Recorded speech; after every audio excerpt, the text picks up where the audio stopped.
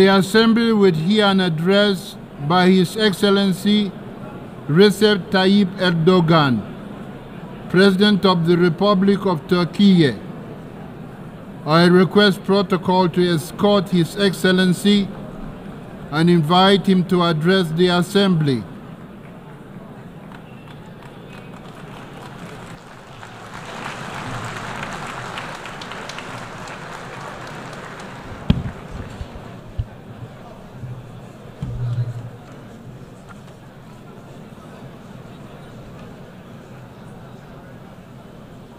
Sayın Başkan, Mr. President, dear heads of states and governments, Mr. Secretary General, distinguished delegates, on behalf of myself, my country, and my nation, I greet you with my most heartfelt feelings and respect. I'm honored to have the opportunity to address the United Nations General Assembly once again today. Well, I hope that the 79th General Assembly will be a blessing for our countries and for the entire humanity. I would like to congratulate Mr. Francis on the completion of his term as President of the General Assembly and wish success to Mr. Young as he takes over. I would like to express here our pleasure to see the representative of our friend and brother Palestine in his rightful place among the member states as a result of long struggles. I hope that this historic step will be the final turning point on the road leading to Palestine's membership to the United Nations. The international community and all of us in the human family must fulfill our obligation to the Palestinian people without further ado, that haven't done already. Distinguished guests, I know that there are certain crises that you're monitoring on TV, and those are the crises that we are going through every day, and we're trying to manage them. That's why today I'm not representing a country that is situated far away from tensions, but instead that is found at the very heart of tension and war. Some people will be critical of us, but despite that fact, today on the common rostrum of the human race, we will speak of the truth frankly and openly. Right now, the United Nations, under the roof of which we are found today, were established in the aftermath of the Second World War, in which millions of people have lost their lives to maintain international peace and security. With the establishment of the United Nations, expectations for global stability, peace, and justice were reborn, and hopes for peace were sprouted again. To put it bluntly, unfortunately, in the last few years, the United Nations has failed to fulfill its founding mission and has gradually become a dysfunctional structure. The world is bigger than five is my motto, it's my credo, and this credo represents our common values, and we need those values more than ever in this day and age. International justice cannot be left in the will of five privileged member states of the Security Council. And the most dramatic example to that is the war, the massacre that has been going on in Gaza for the last 350 days. And since October 7, 41,000 Palestinians have been killed in the continuous Israeli attacks. 41,000 lives, 41,000 people, mostly children and women, were ruthlessly taken away. And no one knows where more than 10,000 people are, most of which are children. And likewise, 100,000 people were injured, maimed, or they lost their limbs. 172 journalists were killed while trying to do their job under very difficult circumstances. and more than 500 medics have been killed while they were trying to save lives.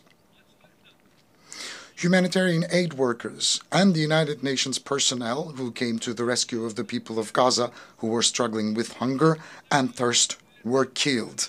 More than 215 United Nations personnel.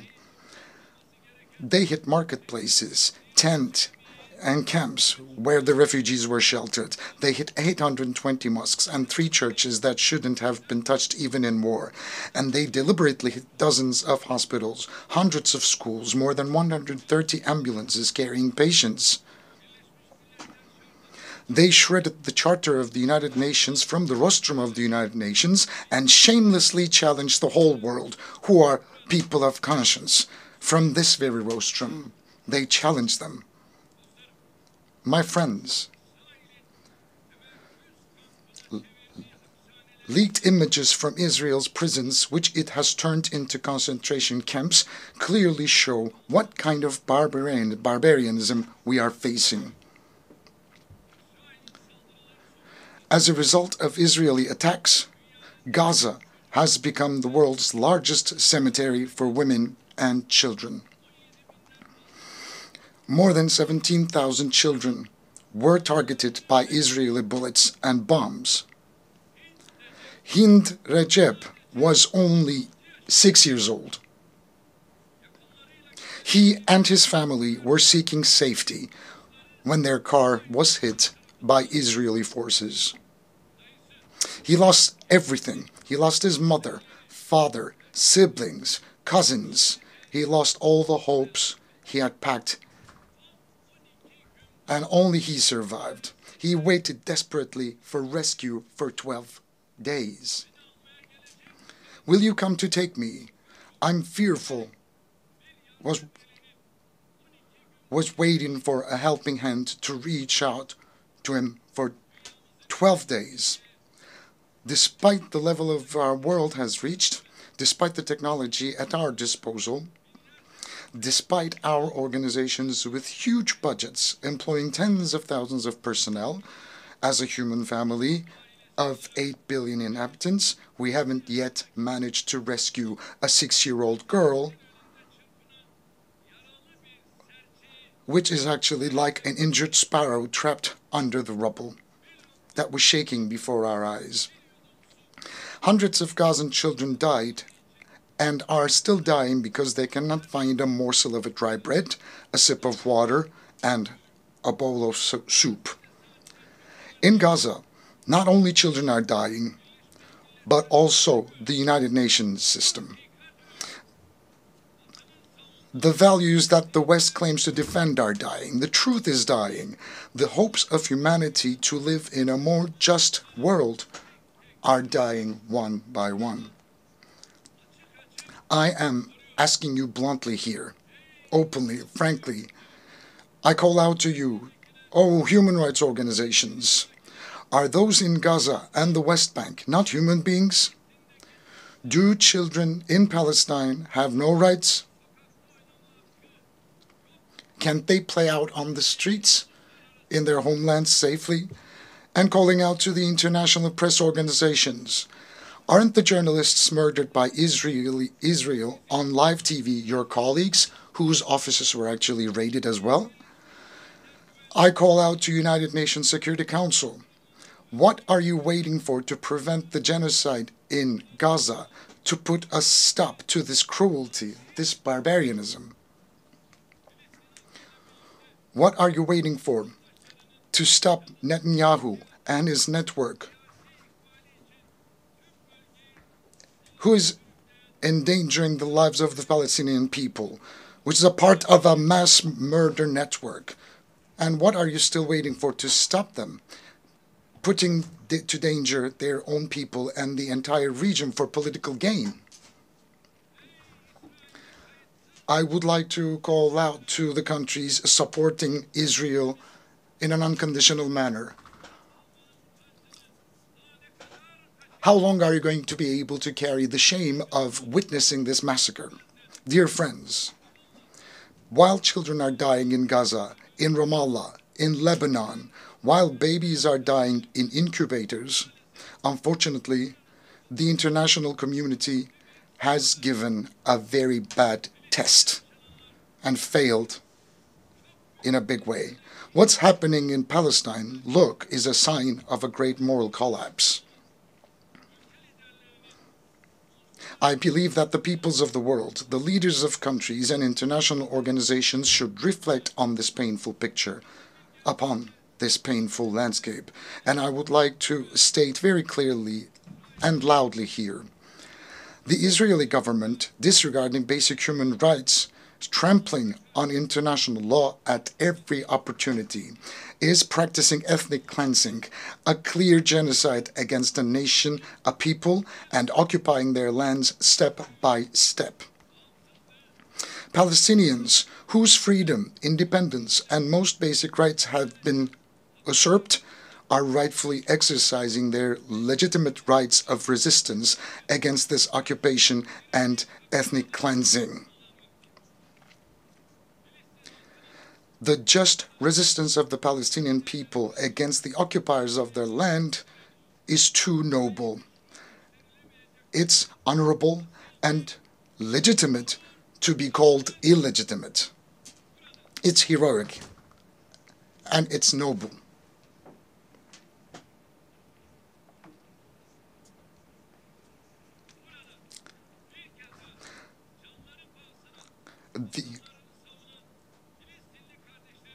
The only reason for Israel's aggression against the Palestinian people is the unconditional support of a group of countries. And I would like to wave at my brothers and sisters at the legitimate resistance in Palestine. As I've said before, the support of a group of countries for Israel is the reason why this aggression is still going on. Countries that have a say over Israel are openly complicit in this massacre, with a policy of run for the hare and catch the hound. Those who are supposedly working for a ceasefire in front of the stage continue to send arms and ammunition to Israel so that it can continue its massacres in the background. This inconsistency and this is insincerity. Look, there's a paper that has been going around back and forth since May. Hamas has repeatedly declared its acceptance of the ceasefire offer. But the Israeli government has made it very clear that this is the party that doesn't want peace by constantly dragging its feet, making a settlement of the dispute much more difficult, almost impossible, constantly finding an excuse and sneakily killing its negotiating partner at a time when it was closest to a ceasefire.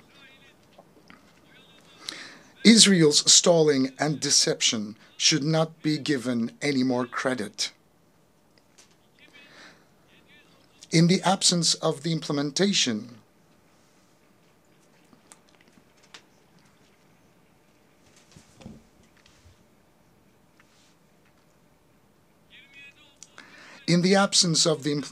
of UN Security Council Resolution number 2735, coercive measures against Israel should be put on the agenda. Israel's behavior has once again demonstrated that it is imperative for the international community to develop a protection mechanism for Palestinian civilians. 70 years ago, just as Hitler was stopped by an alliance of humanity, Netanyahu and his murder network must be stopped by an alliance of humanity.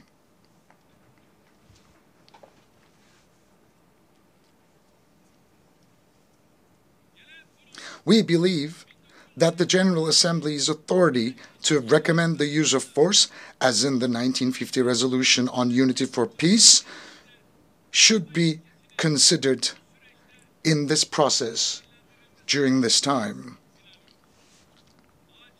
An immediate and a permanent ceasefire must be established. Hostages and prisoners must be exchanged. And humanitarian aid must be delivered to Gaza unhindered and uninterrupted.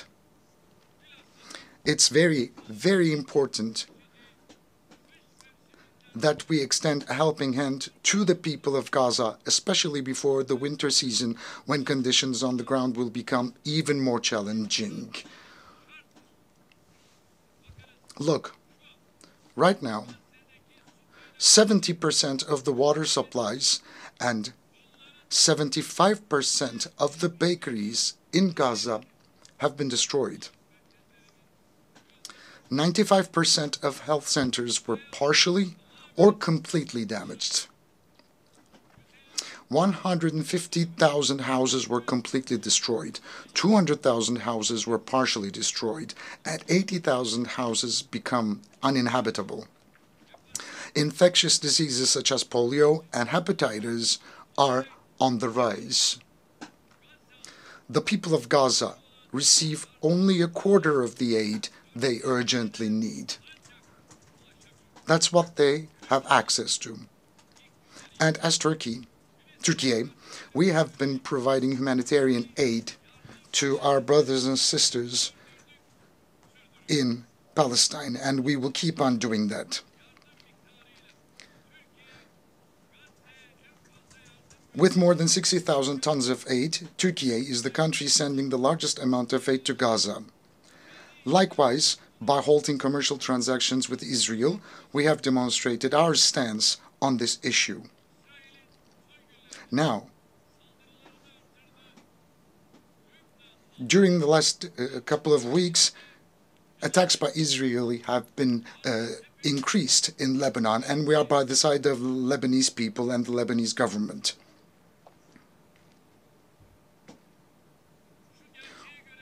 We can see this truth for what it is. Those who murdered 41,000 people cannot rest until those who gave the orders, pulled the trigger, and dropped the bombs are held accountable for their crimes. We will not heave a sigh of relief.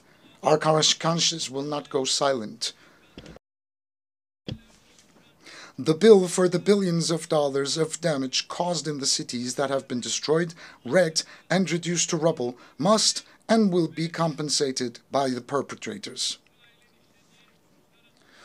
We support the case brought by the Republic of South Africa at the International Court of Justice to ensure that Israel's crimes do not go unpunished. We will take every step necessary for justice to be served in the case for which we have applied as an intervener or as a party. We will fight for the blood of Ayşenur Ezgi Eygi, who was shot in the head and murdered by Israeli soldiers during a peaceful protest in Nablus. And we will fight in all legal remedies, and we will keep on doing that.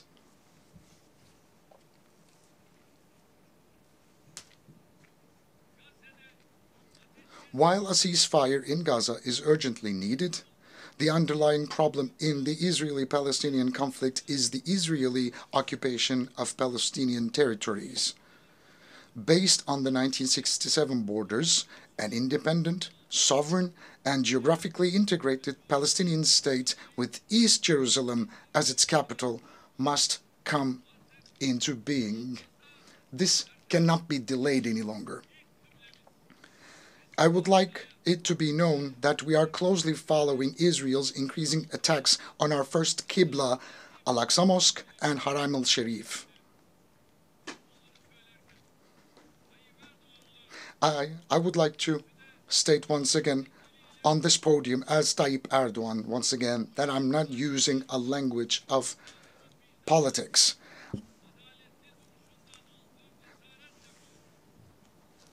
I am encouraged by our ancestors who have always stood by the side of the victims honorably and nobly. We are a nation that has been on the side of the oppressed and against the oppressors and oppression throughout history. We are such a nation. We welcomed Jews fleeing the Inquisition 500 years ago and Jews fleeing Hitler's concentration camps. We opened our arms wide. We, as a country and a nation, I'll be very clear to say that we have no animosity or hostility towards the people of Israel. We oppose anti-Semitism in the same way we oppose the targeting of Muslims just because of their faith.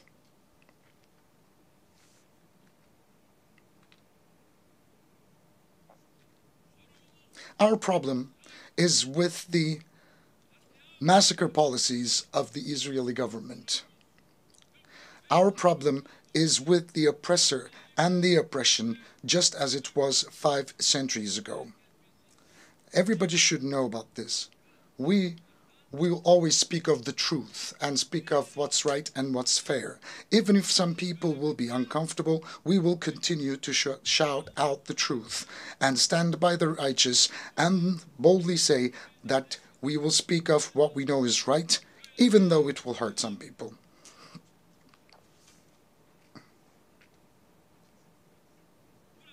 From here, I would like to thank all the courageous people who show solidarity with the Palestinian people without discrimination of faith, country, language, or religion, and who take to the streets almost every week to raise their voices against the massacres in Gaza. I would like to especially thank the university students and the youth. Distinguished delegates, unfortunately, in the 14th year of the conflict, Syria is still far from stability.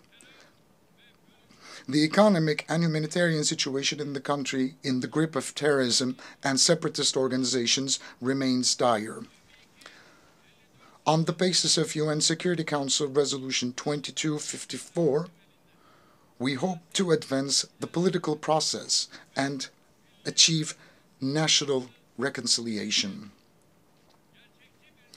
We are determined to sincerely pursue our position in favor of a realistic dialogue. We are very sincere in that regard.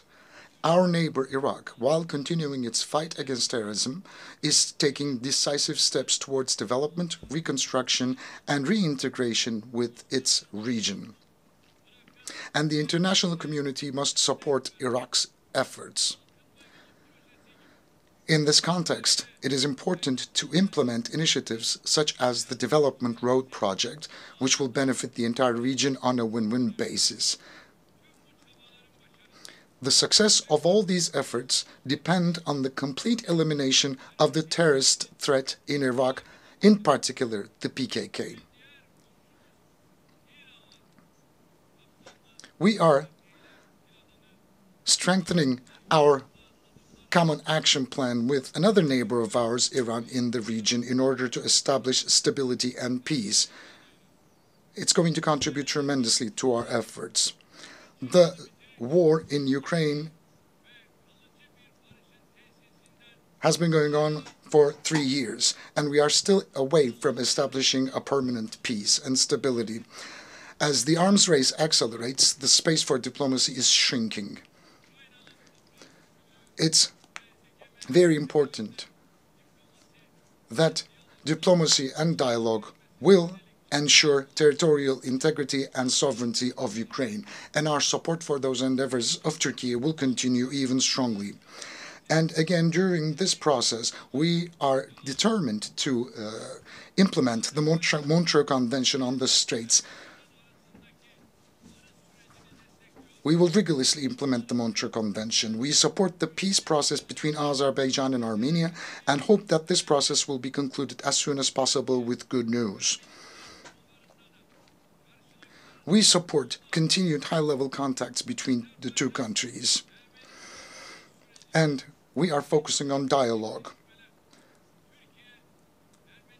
Turkey and Armenia, we are also taking positive steps on that track too. Progress in the Azerbaijan-Armenia peace process will have a positive impact on the Turkey-Armenia normalization process. Dear friends, we play a constructive role for the prosperity and peace at the Balkans, of which we are an integral part, and we act in close cooperation with all actors in the region.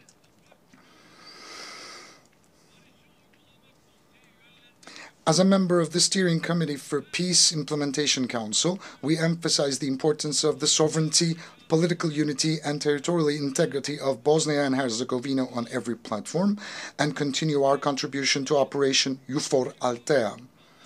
We are successfully continuing the Key 4 command we assumed last year and supporting the Belgrade-Pristina dialogue process. We want to see the Aegean Sea and the Eastern Mediterranean as a zone of stability and prosperity where the legitimate interests of all the parties are concerned can be respected. It is in the common interest of the entire region to enhance cooperation, particularly on the delimitation of maritime jurisdictions in accordance with international law, freedom and safety of navigation, and maritime trade. International maritime law encourages cooperation between littoral states in closed or semi-closed seas, such as the Aegean Sea. Turkey is ready for constructive cooperation on all issues, especially in energy and environment. We have the longest coastline in the Eastern Mediterranean, and Turkey's key role is undeniable.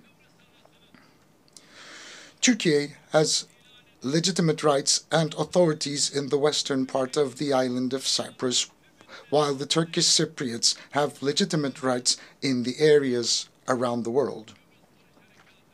It has been 50 years since the Cyprus peace operation and 61 years since the Cyprus issue emerged as a result of the Greek Cypriot usurpation of the partnership state. From that day until today, peace and tranquility have prevailed on the island. It was always the Turkish Cypriots and Turkey who put forth the sincere will to bring about a just, lasting, and sustainable solution to the Cyprus issue. The federation model is now completely outdated, and we fully support the vision of a two-state solution with two different nations put forward by the Turkish Republic of Northern Cyprus. The sovereign equality and equal international status of the Turkish Cypriots, which are the vested rights of the Turkish Cypriots, must be re-registered and the isolation must end. Today, I once again invite the international community to recognize the Turkish Republic of Northern Cyprus and to establish diplomatic, political, and economic relations.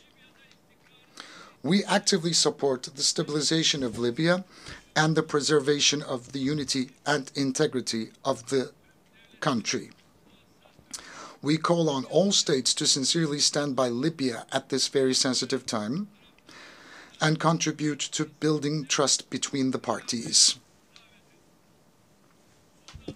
We must do more to end the conflict in Sudan. We all have a responsibility to deliver humanitarian assistance to the millions of Sudanese people displaced by the conflict. With its young and dynamic population, rich natural resources, and vast fertile lands, Africa has enormous potential. Based on the principles of equal partnership and mutual respect, hand in hand with the peoples of Africa, we support the continent's efforts for peace, stability, and development. We will continue to stand in full solidarity with our African brothers and sisters. As part of our initiatives, we are strengthening our deep-rooted ties with Asia. We are deepening our engagement with our partner regional organizations such as ASEAN, the Shanghai Cooperation Organization, and the Pacific Islands Forum. We keep our will to develop our relations with BRICS, which brings together emerging economies alive. We share a deep-rooted history with the countries of Central Asia, and we are further strengthening our cooperation on bilateral and multilateral grounds. Our Organization of Turkic States is gradually turning into a center of attraction. The organization is becoming an exemplary model of cooperation with the contributions of observer members Hungary and the Turkish Republic of Northern Cyprus.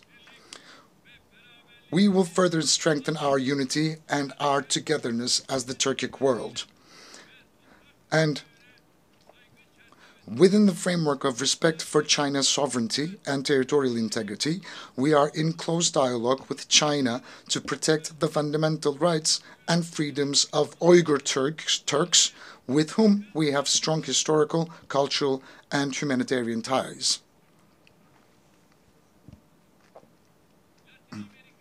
We endeavor to build on the friendly ties we have established with the countries in Latin America and the Caribbean. Distinguished delegates, we must work together to address global injustice. The United Nations Sustainable Development Goals concept of leaving no one behind is a guiding principle for these efforts. As one of the largest aid donors relative to its gross domestic product, Turkey's development cooperation activities contribute to achieving the Sustainable Development Goals. We contribute to efforts to ensure fair, inclusive growth and development in all international platforms, especially the G20, of which we are a member. We approach technological breakthroughs not as a source of new injustice and conflicts, but as a source of a more prosperous future, such as AI. We believe that all nations should equally benefit from the transformative power of these breakthrough technologies. The United Nations Technology Bank for Least Developed Countries, which we are hosting, is a concrete manifestation of our efforts in this direction.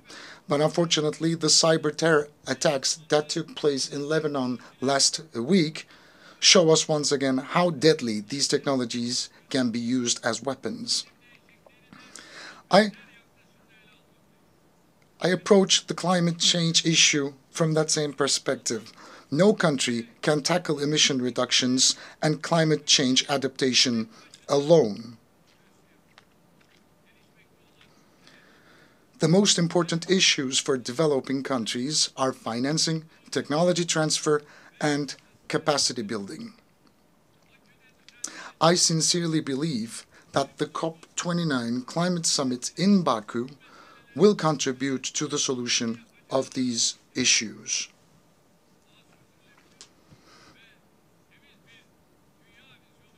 At the summit, we expect to launch important additional initiatives and unveil our long-term low-emission development strategy and the Zero Waste initiative that became a reality under the auspices of my spouse, Madam Emine Erdogan.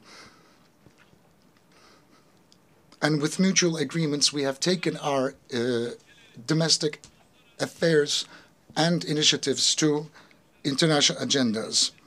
I would like to ask everybody to support our endeavors in that regard. We see Islamophobia, xenophobia, and racism creeping over the world like a poison ivy.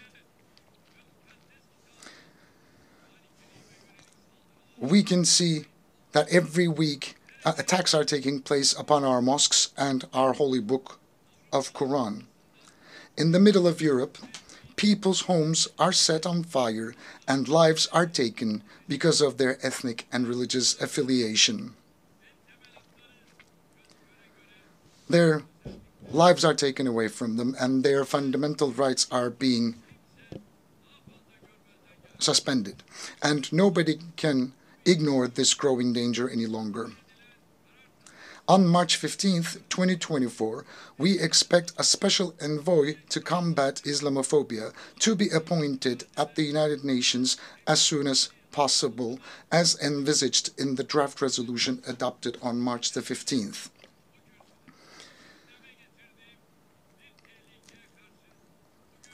Today, I would like to draw your attention once again to the danger that I raised last year on this podium.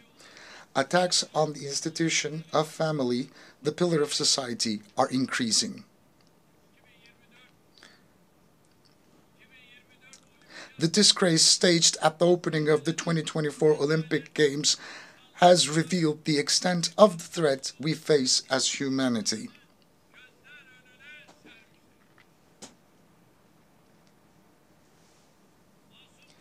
A sporting event watched by innocent children and hundreds of millions of people of all ages and beliefs has been used as a tool for a sexist propaganda. It was actually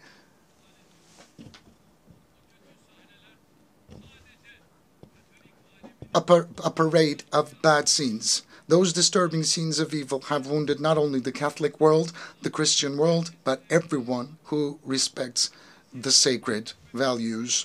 The issue of desexualization is no longer an orientation, but a global imposition. It literally became a war against the sacred and human nature. We are facing a multidimensional, comprehensive, and ruthless project of destruction who are speaking out and who are reacting to this evil. Anyone who raises a voice for this annihilation project is silenced and targeted by lynch campaigns. And Turkey is determined to break this siege and resist the climate of fear. To this end, we became a member of the United Nations Friends of the Family Group. Inshallah, God willing, together with other member countries, we will not hesitate to defend the family, the human being, and the human nature. I invite all the countries that share our sentiments to shoulder this struggle. With these thoughts in mind, I wish that the 79th General Assembly will be auspicious for all humanity. I greet you all once again with love and respect. May peace be with you and may you remain in health.